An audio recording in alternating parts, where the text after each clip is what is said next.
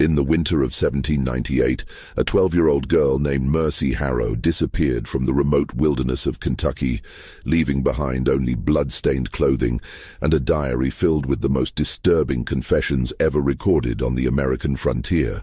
For over 2 centuries, historians have debated whether the events described in those pages could possibly be true. But recently discovered court documents from the territorial government suggest that something far more sinister than anyone imagined was happening along the treacherous wilderness trail. The diary reveals not just the story of a child bride's tragic fate, but evidence of a systematic murder operation that claimed the lives of at least 47 innocent families seeking new lives in the Western Territories. What makes this case particularly haunting is that Mercy Harrow wasn't just a victim. She may have been the only witness to one of the most prolific killing sprees in early American history, trapped in a nightmare where her own husband was the architect of unspeakable horrors.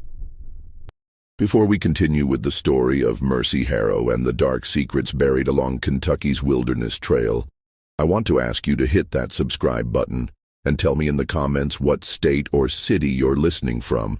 Because this story shows us that evil can hide behind the most charming faces, even in the places we call home. The tale begins not with murder, but with what appeared to be an innocent romance that would soon spiral into one of the most chilling discoveries in frontier history.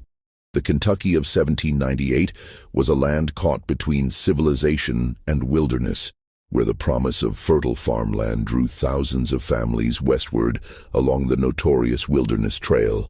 This narrow, treacherous path cut through the Cumberland Gap, winding through dense forests and rocky gorges where travelers often disappeared without a trace. The territorial government attributed most disappearances to hostile Cherokee raids, wild animals, or simple accidents. After all, the frontier was unforgiving, and death was a constant companion for those brave enough to seek their fortunes in the Western Territories. Cumberland County, where our story unfolds, was particularly isolated in those days. The nearest territorial courthouse was 3 days hard riding through dangerous terrain, and law enforcement consisted of a handful of appointed magistrates who rarely ventured beyond the established settlements. This lawless landscape became the perfect hunting ground for those with darker intentions, where a man could disappear a family and face no questions, where screams in the night were dismissed as the sounds of nature claiming another victim. It was into this harsh world that 11-year-old Mercy Harrow arrived in the autumn of 1797, orphaned when her parents succumbed to fever during their journey from Virginia. She had been traveling with the Caldwell family, distant relatives who reluctantly agreed to care for her until they could find her more permanent arrangements in one of the established settlements. But fate, or perhaps something far more sinister, had other plans for young Mercy. The girl was striking even at her tender age, with auburn hair that caught the firelight and green eyes that seemed far too knowing for someone so young. She possessed an unusual intelligence, having been taught to read and write by her mother, skills that were rare among frontier children. These very qualities that should have been her greatest assets would soon become the tools of her entrapment, making her both an ideal victim and the perfect witness to horrors that would haunt her brief remaining days.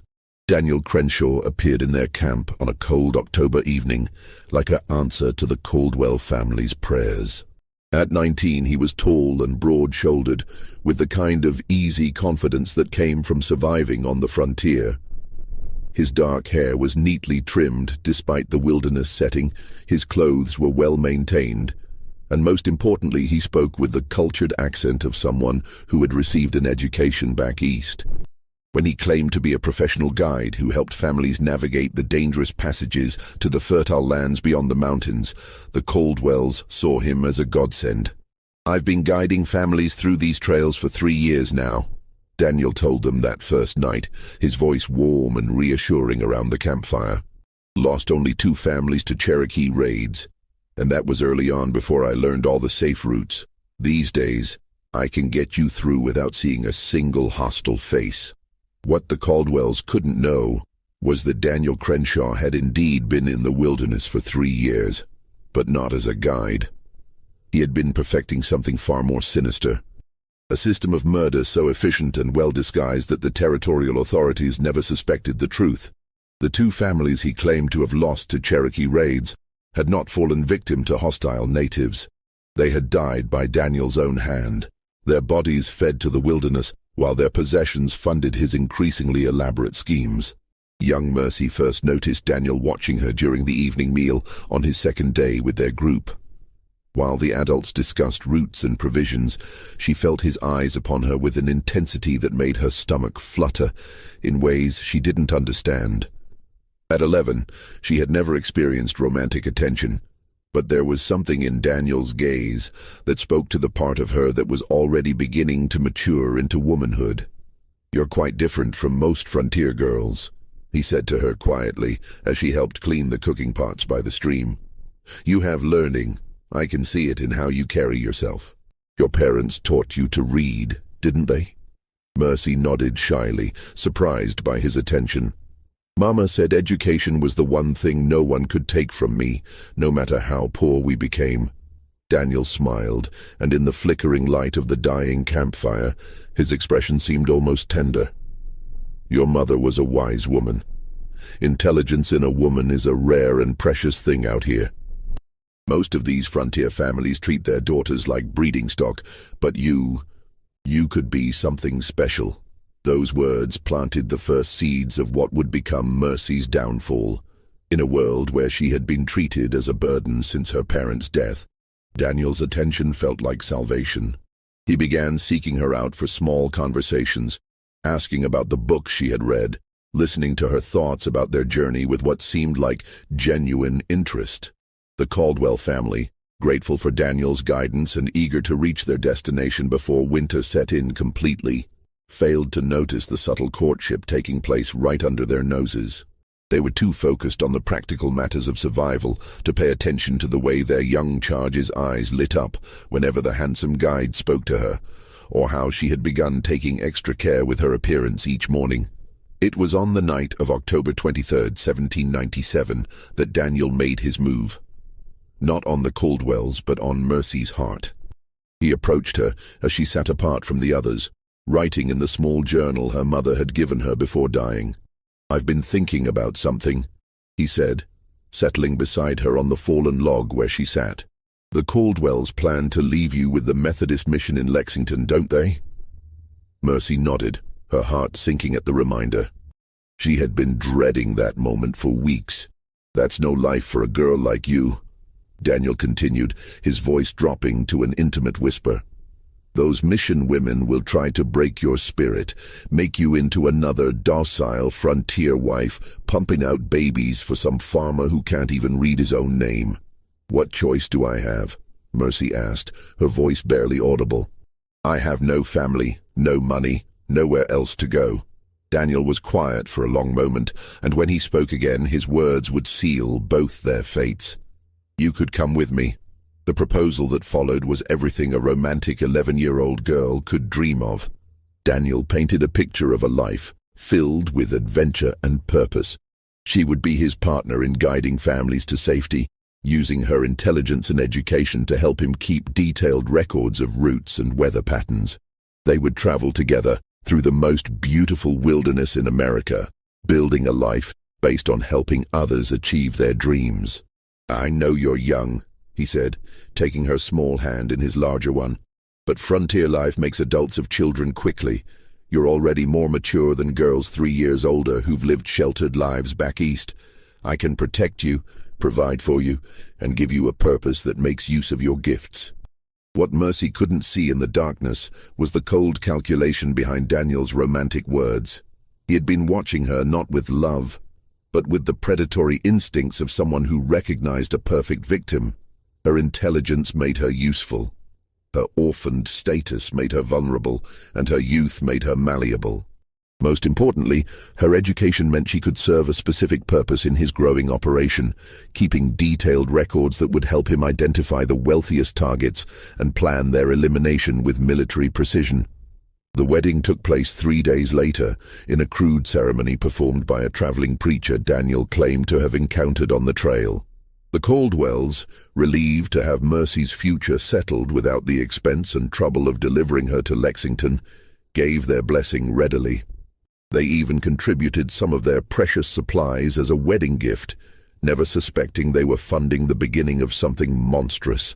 As Mercy Harrow became Mercy Crenshaw on that cold autumn morning, she believed she was the luckiest girl on the frontier. Within 2 months, she would be pregnant. Within 6 months, she would discover the true nature of the man she had married. And within 8 months, she would be dead. But not before recording the most terrifying account of systematic murder ever documented on the American frontier. The nightmare was about to begin. The first winter of Mercy's marriage passed like a dream she would later describe in her diary as too beautiful to last. Daniel had built them a sturdy cabin in a secluded valley about 15 miles from the main wilderness trail, hidden among old-growth oaks and protected by steep rocky outcroppings that made it nearly invisible to passing travelers. The location, he explained, was perfect for their guide service. Close enough to the trail to intercept families in need of help, but remote enough to provide privacy and safety. Mercy threw herself into the role of frontier wife, with the enthusiasm of a girl finally finding her place in the world. She kept meticulous records in her neat handwriting, documenting weather patterns, noting which passes remained clear of snow, and tracking the movements of game that would indicate safe camping sites. Daniel praised her work constantly, telling her she was invaluable to their operation. "You have a mind for details that most men lack," he would say, reviewing her careful notes by candlelight. "When spring comes and the heavy migration begins, we'll be the most successful guide service on the trail. We'll be able to pick and choose only the best families, the ones with real money to pay for quality service." It was during those long winter evenings that Mercy fell completely under Daniel's spell. He was an educated man who had attended college in Philadelphia before heading west, and he shared with her books he claimed to have carried from his former life. They read together by the fire, Shakespeare's sonnets, passages from the Bible, even some of the philosophical works that were becoming popular among educated Americans. For a girl who had feared she would never again have access to learning, these evenings felt like paradise. The pregnancy began in December, and Mercy's joy was complete. At 12, she felt mature enough to handle the responsibilities of motherhood, especially with Daniel's constant support and encouragement. He was tender with her during the difficult early months, preparing special teas to ease her morning sickness and rubbing her feet when they swelled from long days of walking. But there were small things that began to trouble her as winter gave way to spring. Daniel would disappear for days at a time, claiming he was scouting routes for the coming season, but he never invited her to accompany him despite her knowledge of the terrain. When he returned from these trips, he always brought supplies: flour, salt, sometimes even luxury items like real coffee or white sugar. But his explanations for how he had acquired them grew increasingly vague. "Found a traveling merchant whose wagon broke down," he might say, or "traded some furs to a Cherokee chief for safe passage." The stories never quite added up, but Mercy was too happy and too trusting to question them seriously. The first family arrived at their cabin in early April 1798, just as the snows were finally melting from the high passes. The Harmons were traveling from North Carolina with their 3 children, seeking farmland in the bluegrass region around Lexington. They were exactly the type of clients Daniel had taught Mercy to expect. Hard-working people with enough money to pay for professional guidance, but not wealthy enough to afford a large, well-armed escort. Mercy was excited to finally begin their legitimate guide service, but Daniel's behavior during the Harmons' 3-day stay struck her as oddly secretive.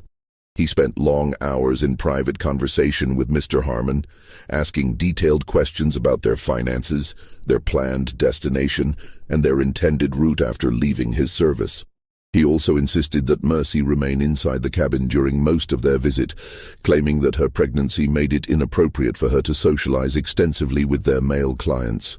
"I'm protecting your reputation," he explained when she protested. "Frontier people can be suspicious of a guide with such a young wife. They might think it reflects poorly on my judgment." The explanation made sense. But Mercy found herself watching from the cabin window as Daniel led the Harmon family away toward the main trail. Something in his posture, a tension she had never seen before, made her uneasy. When he returned 2 days later, alone and claiming the family had decided to travel with another group they had encountered, her unease deepened. "Did they pay you?" she asked, noticing that he seemed to have acquired several items she didn't recognize. A silver pocket watch, a woman's shawl of fine wool, a child's wooden toy horse. "Of course," Daniel replied, but his voice carried a sharp edge she had never heard before. "They were very generous, said my knowledge of the trail was worth every penny." That night, as Daniel slept beside her, Mercy lay awake listening to the sounds of the forest and trying to understand why her happiness felt so fragile. In her diary she wrote, "Something has changed in Daniel since the Harmons left. He seems different, more watchful. I tell myself it is only the stress of beginning our business, but I cannot shake the feeling that there are things he is not telling me. I pray I am wrong, for what would I do if the man I love was not the man I believed him to be?" It was a question that would soon be answered in the most horrifying way possible. The second family arrived in late April, and this time Mercy's suspicions crystallized into genuine fear. The Pritchards were a wealthy merchant family from Richmond, traveling with 2 wagons loaded with expensive household goods and a strong box that Mr. Pritchard made no effort to conceal. They had hired Daniel specifically because his reputation as a reliable guide had spread among the better-class emigrants heading west. But from the moment the Pritchards made camp near their cabin, Daniel's behavior became increasingly erratic. He insisted that Mercy remain hidden entirely during their stay, claiming she was too ill with pregnancy complications to receive visitors. When she protested that she felt perfectly well, his response chilled her to the bone. "You will do as I say, Mercy, without question. There are aspects of this business you're too young and innocent to understand. Your job is to trust me and follow my instructions exactly." The tone was so harsh, so unlike the gentle husband she had known, that Mercy found herself obeying without further argument. But her compliance didn't stop her from watching and listening from the cabin's single window as Daniel entertained their guests. What she observed over the next 3 days filled her with growing dread. Daniel was asking the same probing questions he had asked the Harmons, but with the intensity that seemed almost predatory.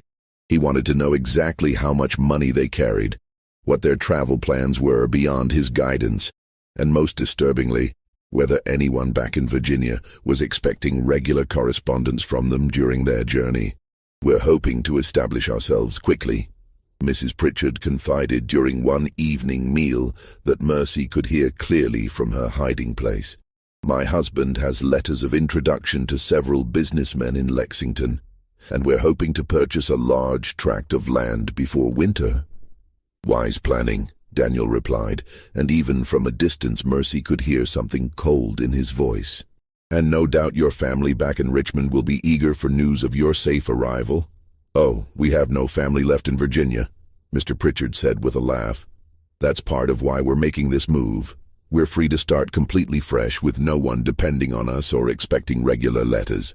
That night, Mercy heard Daniel moving around outside the cabin long after their guests had retired to their wagons. When she peered through the window, she saw him examining the Pritchards' horses and wagons with the focused attention of someone conducting an inventory. The sight sent ice through her veins, though she couldn't yet articulate why. The next morning, Daniel announced that he would personally escort the Pritchards through the most dangerous section of the trail, a narrow passage through Devil's Canyon where Cherokee raids were supposedly common. He would be gone for at least a week, he told Mercy, and she was to remain at the cabin no matter what she heard or saw. "Promise me," he said, gripping her shoulders with painful intensity. "Promise me you won't leave this cabin for any reason until I return." Mercy promised, but as she watched Daniel lead the heavily loaded Pritchard wagons toward the canyon trail, every instinct screamed that something was terribly wrong. She spent the day pacing the cabin like a caged animal, her pregnancy making her movements awkward, but doing nothing to calm her agitation. It was near sunset when she heard the first gunshot echoing from the direction of Devil's Canyon. Then another. Then screaming, high-pitched and desperate, cut short with terrifying abruptness. The sounds continued for perhaps 10 minutes before fading into a silence that seemed to swallow the entire forest. Mercy spent that night huddled in the cabin with Daniel's hunting rifle across her lap, jumping at every sound from the darkness outside. When morning came with no sign of his return, she made a decision that would change everything. She would venture just far enough toward the canyon to see if she could determine what had happened. The trail to Devil's Canyon was easy to follow, marked by the deep ruts of the Pritchard wagons and the hoof prints of their horses. But about 2 miles from the cabin, Mercy made a discovery that stopped her cold. There, partially hidden behind a large boulder, was a camp that was clearly not temporary. Someone had been using this site regularly, and recently, there were the remains of multiple campfires, ropes that had been used to tie people or animals, and most damning of all, scattered personal belongings that she recognized as having come from families Daniel claimed to have guided successfully to their destinations. A child's dress that had belonged to one of the Harmon children, Mr. Pritchard's distinctive brass compass. A woman's wedding ring that she was certain she had seen on Mrs. Harmon's finger. But it was what she found hidden beneath a canvas tarp that shattered her world completely. Daniel had been keeping trophies, not just valuable items, but personal mementos that told the story of systematic murder. There were locks of hair tied with ribbon, family photographs, children's toys, and most horrifying of all, a collection of final letters that victims had apparently been forced to write before their deaths. One letter, in a woman's shaking handwriting, read, "To whoever finds this, my name is Margaret Harmon, and we were murdered by our guide, Daniel Crenshaw, on April 12, 1798. He promised safe passage, but led us into an ambush. He is not alone. Tell our families in North Carolina that we died loving them." As Mercy stood there with the evidence of her husband's true nature scattered around her feet, she felt the baby kick inside her belly and realized the full scope of her nightmare. She was carrying the child of a monster, trapped in the wilderness with no one to turn to and nowhere to run. But perhaps most terrifying of all, she now understood why Daniel had been so eager to marry her, why he valued her intelligence and education so highly. She was his record keeper, his accountant of murder. Every detail she had carefully documented about weather patterns and trail conditions was being used to plan the perfect conditions for killing. Every note she had made about family finances and travel plans was intelligence that helped him select the most profitable victims. Mercy Crenshaw was not Daniel's beloved wife. She was an unwitting accomplice to mass murder, and she was running out of time to decide whether she would continue in that role or find a way to stop him before he killed again. The sound of approaching horses told her that decision time had come sooner than she expected. Mercy barely had time to cover the evidence and scramble back toward the cabin before Daniel appeared on the trail, leading the Pritchards' horses but notably lacking the Pritchards themselves. His clothes were mud-stained and there were scratches on his face, but he carried himself with the satisfied air of a man who had completed a successful business transaction. "Mercy," he called out with forced cheerfulness as he spotted her on the trail. "What are you doing out here? I told you to stay at the cabin." "I heard gunshots," she replied, fighting to keep her voice steady. "I was worried about you. Where are the Pritchards?" Daniel's expression darkened for just a moment before returning to its practiced warmth. "Cherokee raid, just as I feared. Happened so fast there was nothing I could do. I barely escaped with my life, had to hide in the rocks for 2 days before I was sure they were gone." The lie rolled off his tongue so smoothly that Mercy realized he had told this same story many times before. But now she knew what to look for, and she could see the calculation behind his eyes as he gauged whether she believed him. "How terrible," she managed to say. Did they suffer?" "It was quick," Daniel said, his hand moving unconsciously to the knife at his belt. "That's all we can hope for in this wilderness." As they walked back to the cabin together, Mercy's mind raced through everything she had seen and heard over the past months. The suspicious supplies Daniel brought back from his scouting trips.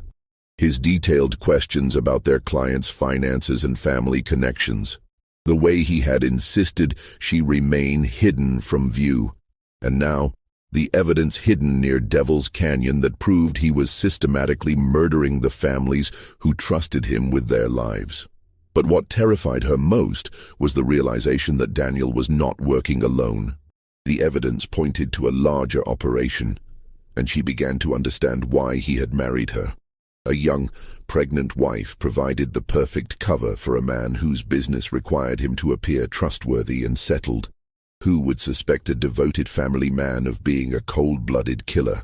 That evening, as Daniel sorted through the Pritchards' belongings with the casual efficiency of long practice, Mercy made another chilling discovery. In her sewing basket, hidden beneath balls of yarn, she found a small leather journal that she had never seen before. When she opened it during a moment when Daniel was outside tending to the horses, she found page after page of meticulous records written in his neat handwriting. The journal was a ledger of murder. Every family Daniel had guided over the past 3 years was listed with details of their financial worth, their planned destinations, and the methods used to kill them. The Harmons had been shot during a staged Cherokee attack. The Pritchards had been poisoned with hemlock extract and then finished off with knives to make their deaths appear violent.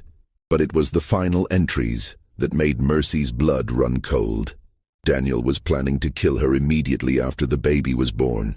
In his calculation, a crying infant would be a liability that could attract unwanted attention, and a wife who had seen too much was an even greater risk.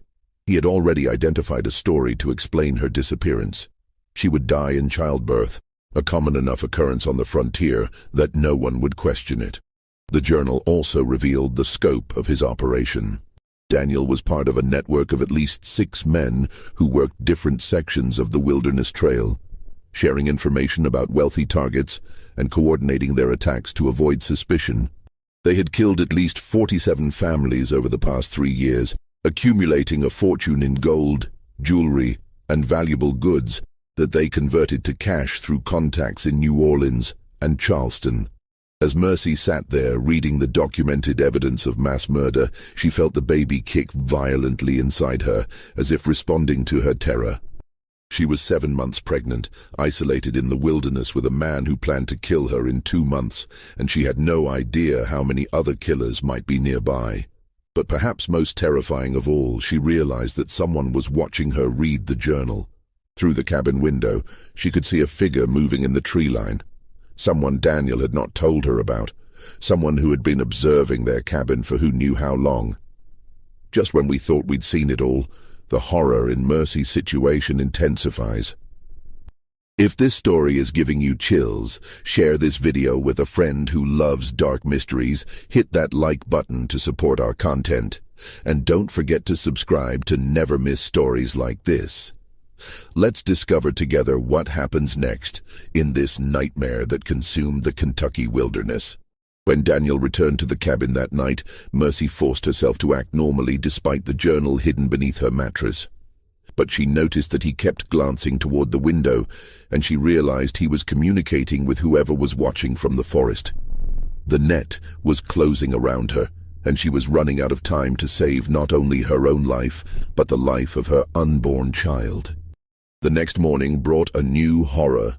A 4th family was approaching their cabin, and from Daniel's reaction, Mercy knew they would not survive the encounter. The Carver family arrived on a crisp morning in early June, and Mercy knew immediately that they were walking into a death trap. John Carver was a prosperous lawyer from Charleston, traveling with his pregnant wife, 2 young daughters, and a wagon loaded with law books, fine furniture, and a chest that clinked with the unmistakable sound of gold coins when it was unloaded. Daniel's eyes lit up when he saw their wealth, but Mercy also noticed something else. Hand signals being exchanged between her husband and figures moving through the trees surrounding their cabin. The network was mobilizing for what would clearly be their most profitable kill yet. "Mr. Carver," Daniel said with his most charming smile, "you've come at the perfect time. I know exactly the route to get your family safely to Lexington, and with 2 pregnant ladies to consider, we'll take extra precautions." As the families set up camp near the cabin, Mercy fought a desperate internal battle. She had spent weeks planning how she might escape Daniel's control, but she had never imagined she would be forced to watch innocent people walk toward their deaths. The Carver children, aged 8 and 10, were playing near the stream while their parents discussed travel plans with Daniel, completely unaware that they had perhaps hours left to live. The eldest Carver daughter, Sarah, reminded Mercy painfully of herself at that age, bright, curious, full of questions about the world around her. The girl had approached Mercy earlier that morning, fascinated by the idea of meeting another young wife on the frontier. "Are you really only 13? Sarah had asked with the innocent directness of childhood. "Mama says I won't be ready for marriage for years yet, but you seem so grown up and wise." Those words cut through Mercy like a knife, reminding her of how quickly innocence could be destroyed on the frontier. She looked at Sarah's trusting face and saw herself 8 months earlier, believing in Daniel's promises and dreaming of a romantic life in the wilderness. The parallels were too painful to ignore.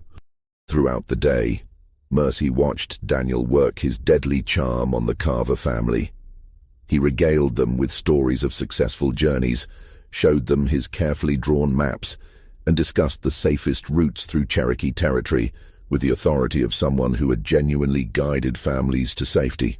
His performance was so convincing that even Mercy, who knew the truth, found herself momentarily believing in the fiction. But she also noticed the subtle preparations being made for murder. Daniel's scouting trips around the camp were actually reconnaissance missions, identifying the best positions for his accomplices to attack. His detailed questions about the family's finances were intelligence gathering for the theft that would follow their deaths. And his insistence on leaving early the next morning was designed to get them away from the cabin before any other travelers might witness what was about to happen. That evening, as both families shared a meal around the campfire, Mercy made her decision. When Mrs. Carver complimented the stew and asked for the recipe, Mercy saw her opportunity. "I'd be happy to write it down for you," Mercy said, reaching for her journal. "But I should mention, I use a special herb that grows only in certain parts of these mountains. Let me show you where to find it." Daniel shot her a sharp look, but Mrs. Carver's enthusiasm seemed harmless enough.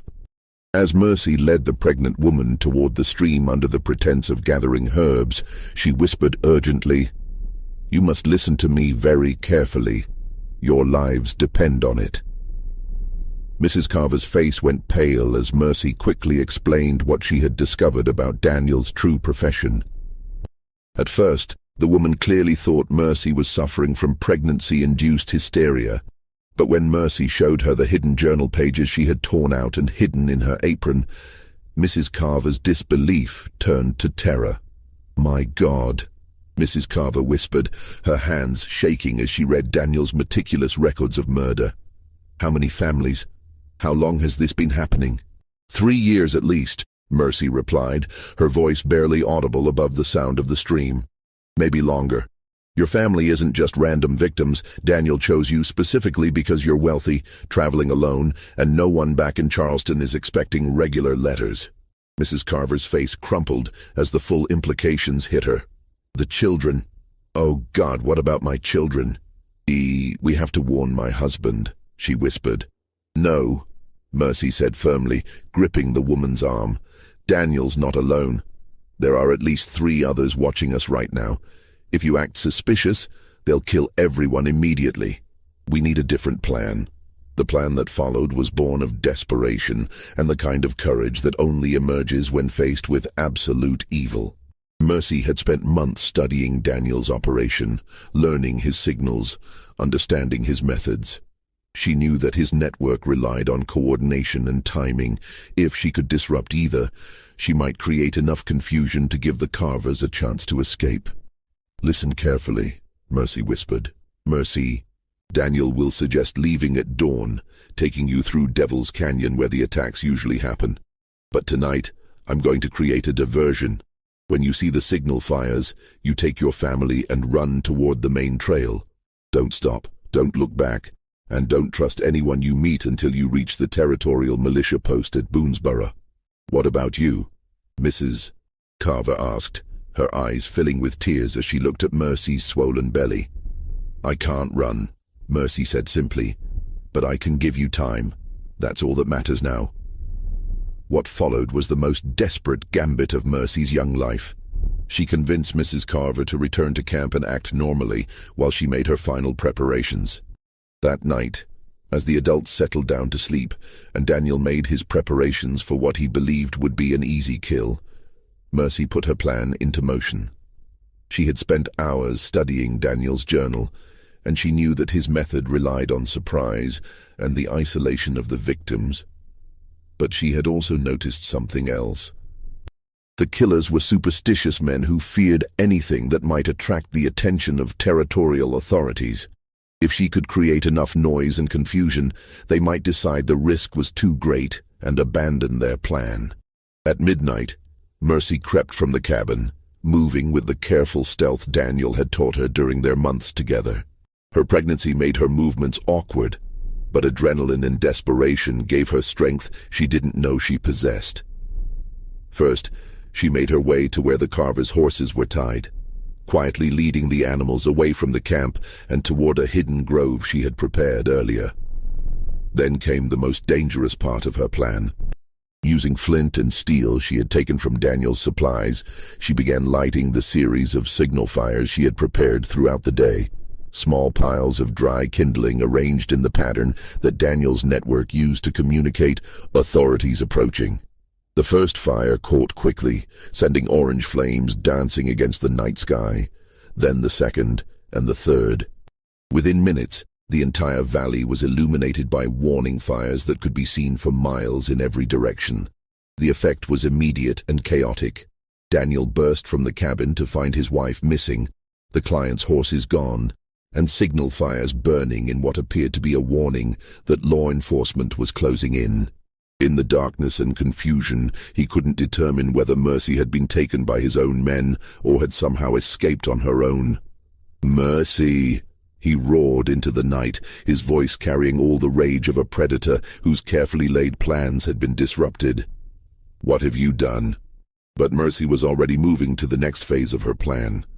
While Daniel and his hidden accomplices tried to understand what was happening, she crept back toward the Carver camp, where Mrs. Carver was already awakening her family and preparing them for flight.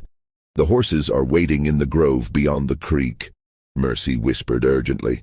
"Follow the stream until you see the white stone marker I left, then turn east toward the main trail." "Come with us," Mrs. Carver pleaded, but Mercy shook her head. "Someone has to stay to keep them confused. If we all disappear at once, they'll know what happened and track you down. This way, they'll waste time looking for me first." The next few minutes were a heart-stopping dance of stealth and terror as the Carver family crept through the darkness toward safety. 8-year-old Mary Carver stumbled over a fallen log and cried out in pain, the sound echoing through the forest like a gunshot.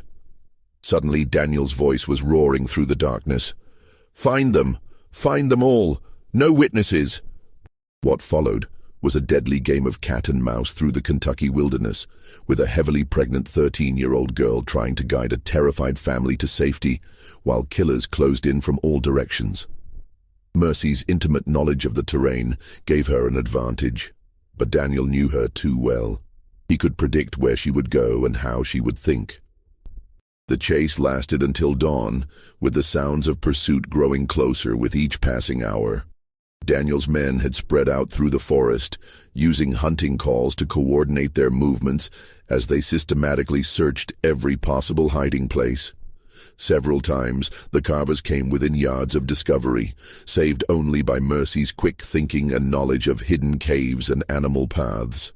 But exhaustion and Mercy's advancing pregnancy finally forced them to take shelter in a cave she had discovered months earlier during her explorations of the surrounding wilderness. The Carver family huddled in the darkness while Mercy kept watch, her diary clutched in her hands as she wrote what she believed would be her final words. "If we are found, I want it known that Daniel Crenshaw and his men have murdered at least 47 families on the Wilderness Trail. They are not Cherokee raiders or common bandits. They are organized killers who use the isolation of the frontier to prey on innocent families seeking new lives. I pray that someone will find this record and bring them to justice, for I fear we will not live to see another sunrise.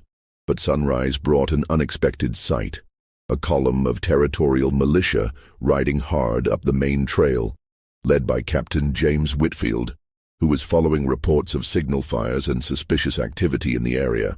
The very authorities Daniel feared had been approaching all along, drawn by reports from other travelers who had noticed the unusual number of abandoned campsites and scattered belongings along the trail.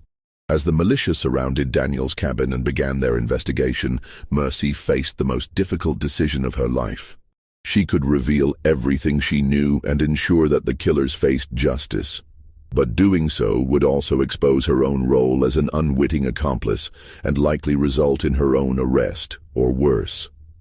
In the end, the choice was made for her when Daniel, realizing that capture was inevitable, decided to eliminate the only witness who could tie him to the murders. As the militia closed in on his position, he came for Mercy with a knife, determined that if he was going down, he would take his pregnant wife with him. "You've destroyed everything," he snarled as he cornered her near the cave entrance. 3 years of careful work, ruined by a stupid little girl who couldn't mind her own business. The final confrontation was brief, but brutal. Daniel's rage had made him careless, and Mercy had prepared for this moment during the long night of running and hiding. As he lunged at her with the knife, she managed to get her hands on one of his own pistols, a weapon she had learned to use during their months together on the frontier. The shot that followed echoed through the Kentucky mountains like thunder, bringing the territorial militia running toward the sound. They found Daniel Crenshaw dead and Mercy Harrow dying, her hands still clutched around the weapon that had ended one of the most systematic murder operations in frontier history. The final pages of Mercy's diary, discovered clutched in the hands of a 13-year-old girl who had died protecting not only the Carver family, but the evidence that would expose one of the most systematic murder operations in frontier history, became the foundation for the most significant criminal investigation in the early history of the Kentucky Territory. Captain James Whitfield of the Kentucky Territorial Militia, a veteran of Indian warfare who had seen more than his share of frontier violence, would later write in his official report that he had never encountered anything as methodical and cold-blooded as Daniel Crenshaw's operation. The physical evidence was overwhelming once investigators knew where to look, and Mercy's detailed documentation provided a roadmap that led to discoveries far beyond what anyone had initially imagined. The hidden camp near Devil's Canyon yielded the remains of dozens of victims carefully buried in unmarked graves that would have remained hidden forever, if not for Mercy's courage. The cache of stolen goods found at the site was worth an estimated $15,000, an enormous fortune for the time, representing the life savings of families who had sold everything they owned to start fresh in the Western Territories. But perhaps most chilling was Daniel's meticulous record-keeping, which revealed the true scope of his network's activities. Every family murdered over the past 3 years was documented with clinical precision. Their names, ages, financial worth, and the specific methods used to kill them. The record showed a level of organization that shocked even hardened militia officers, with detailed maps of attack sites, schedules coordinating multiple killers, and even backup plans for disposing of evidence if their primary methods failed. Mrs. Carver's testimony, delivered through tears before a packed courthouse in Lexington, painted a vivid picture of Mercy's final hours. She described how a pregnant child had risked everything to save a family of strangers, using intelligence and courage that belied her tender years. The testimony was so powerful that several jurors wept openly, and the courtroom erupted in applause when she finished speaking. The investigation that followed Mercy's sacrifice led to the arrest of 7 men involved in the network, though authorities suspected that at least 3 others had escaped to other territories before they could be apprehended. Under interrogation, the captured killers confessed to systematic murders spanning multiple states and territories, revealing an operation far more extensive than anyone had imagined. The network had been operating for at least 5 years, not 3, as Daniel's records suggested. They had killed families throughout Kentucky, Tennessee, Virginia, and the Carolina territories, always careful to spread their activities across different jurisdictions to avoid detection. The total number of victims was estimated at over 70 families. More than 300 men, women, and children who had simply vanished into the American wilderness. The methods used were as varied as they were brutal. Some families were poisoned with plant extracts that mimicked natural illnesses. Others were shot during staged Indian attacks, with the killers scalping their victims to make the murders appear authentic. Still others simply disappeared without a trace, their bodies fed to the wilderness, while their possessions were sold through criminal contacts in major cities. The trial that followed became one of the most sensational criminal cases in early American history. Families of victims traveled from across the eastern states to witness justice being served, and newspaper coverage of the proceedings reached as far as Boston and Philadelphia. The 7 surviving killers were hanged in Lexington on September 15, 1798, before crowds that numbered in the thousands. But perhaps more importantly, Mercy's diary led to sweeping changes in how territorial governments approached frontier law enforcement. The case exposed dangerous gaps in communication between different jurisdictions, allowing criminals to operate across territorial boundaries without fear of detection. New protocols were established requiring regular reports between territorial militias, and a system of wanted notices was created to track suspected criminals across state lines. New regulations required all professional guides to be licensed and bonded through territorial authorities, with mandatory check-ins at established outposts along major migration routes. Families traveling dangerous passages were provided with coded signals they could use to request help, and militia patrols were increased dramatically throughout remote regions where murders had occurred. The Wilderness Trail itself was transformed by these changes. Guard stations were established at key points along the route, and travelers were required to register their passage and report their safe arrival at designated checkpoints. The system, while not perfect, made it virtually impossible for another operation like Daniel's to succeed. The impact extended beyond law enforcement. Churches throughout the frontier began organizing support networks for orphaned children, recognizing that Mercy's vulnerability had made her an ideal victim for Daniel's manipulation. The Methodist Mission in Lexington, where Mercy was originally supposed to be placed, established new protocols for placing orphaned children with carefully vetted families rather than leaving them in institutional care. The Carver family, whose lives had been saved by Mercy's sacrifice, dedicated themselves to ensuring that her story would not be forgotten. John Carver used his legal expertise to help draft many of the new laws protecting frontier travelers, while his wife Sarah established a fund that provided education and support for orphaned children throughout the Kentucky Territory. Perhaps most poignantly, Mrs. Carver gave birth to a daughter 3 months after their escape and named her Mercy in honor of the girl who had died so that the child could live. That daughter, Mercy Carver, grew up knowing the story of her namesake's sacrifice and dedicated her own life to establishing schools for frontier children, ensuring that other orphaned girls would never again be as vulnerable as Mercy Harrow had been. The physical location where Mercy made her final stand became something of a shrine for travelers on the Wilderness Trail.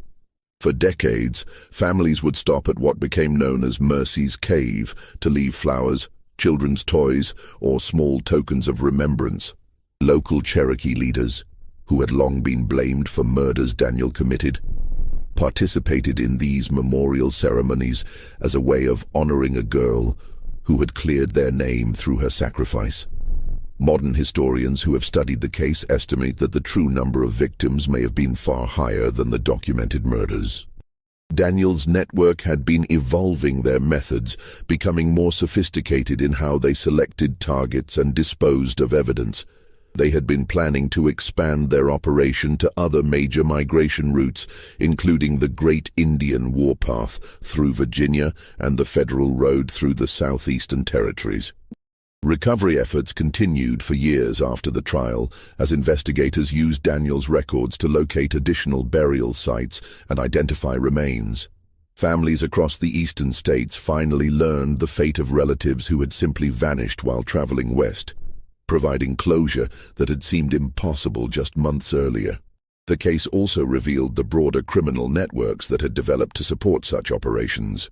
Daniel's group had connections with corrupt merchants in New Orleans, Charleston, and Richmond, who helped convert stolen goods into cash. These investigations led to additional arrests and exposed a level of organized crime that authorities had never suspected existed on the frontier. Yet for all the historical significance of her sacrifice, Mercy Harrow remains largely forgotten by mainstream American history. Her story survives primarily in regional archives, court records, and family documents, overshadowed by the broader narratives of Western expansion and frontier heroism. Perhaps this oversight reflects the uncomfortable truth that her story reveals, that even in America's earliest days, when communities were small and everyone supposedly knew their neighbors, the most dangerous predators were those who understood how to exploit trust and vulnerability. This mystery shows us that even in America's earliest days, when communities were small and everyone supposedly knew their neighbors, the most dangerous predators were those who understood how to exploit trust and vulnerability. Mercy Harrow's tragic story reminds us that heroism can emerge from the most unlikely sources, sometimes from a frightened, pregnant 13-year-old girl who found the courage to choose justice over survival when the lives of innocent children hung in the balance. What do you think of this story? Do you believe everything was revealed, or do you think there are still secrets buried in the Kentucky wilderness? Leave your comment below and share your thoughts about how such crimes could have gone undetected for so long. If you enjoyed this tale and want more horror stories like this, subscribe, hit the notification bell, and share with someone who loves mysteries. The frontier may be gone, but the lessons from Mercy Harrow's sacrifice remain as relevant today as they were over 2 centuries ago. See you in the next video.